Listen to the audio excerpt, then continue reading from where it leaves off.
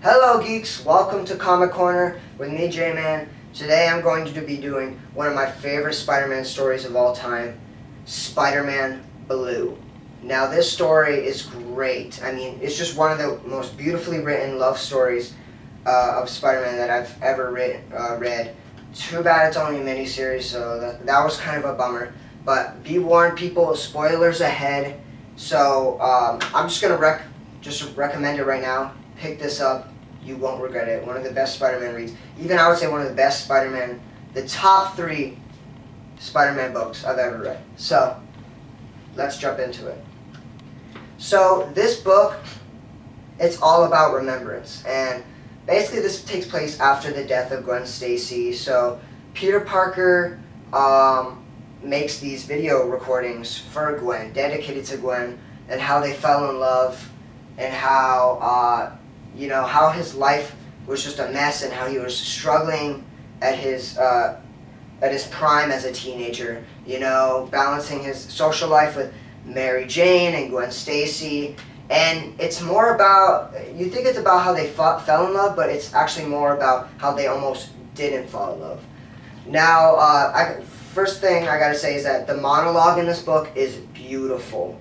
You would feel that it's, from the voice of Peter Parker. Jeff Loeb understands these characters and he puts them to page. And a lot of this is kind of rehashed from 60s Spider-Man, from Ditko and Stan Lee, because that's when Gwen Stacy first appeared in the Ditko Stan Lee era. But Tim Sale does a beautiful job with the art. It almost looks like John Romita's art, and it's drawn fantastically.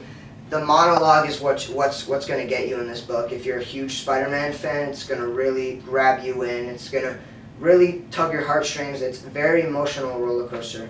But yeah, during the course of this 5-issue miniseries, we get to see 5 or 6 villains. I think it's 6. Let me see.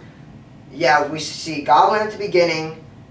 Then we see we see Rhino, and then Vulture, Kraven, and yeah, I believe that's it. But yeah, phenomenal, and Lizard, Dr. Connor's Lizard. Yeah. So in this book, it's just phenomenal. I can't really go into context because a lot of this is taken from Stan Lee's writing, not writing per se, but kind of story. But the writing is phenomenal in this book. We get to see the old gang back. Flash Thompson, Harry Osborn, Gwen Stacy.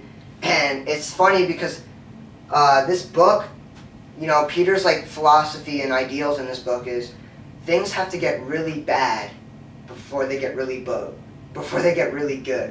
Yeah, and I think that's a good philosophy or ideal to live towards, because it's true. That's how we struggle in real life as normal people. And Peter Parker is one of the most realistic characters in the Marvel universe. So he's the most human, I would say, because he lives with practical struggles that we have to struggle with as well. So that's why I think he's unique in his own way and relatable. So yeah, this book, it's great with remembrance, and I honestly say pick it up. I can't really go into too much detail. Like I said, it's only 5 issues, but the monologue is fantastic. Definitely recommend this. I'd say 4.5 out of 5 stars. So pick it up. You won't be disappointed.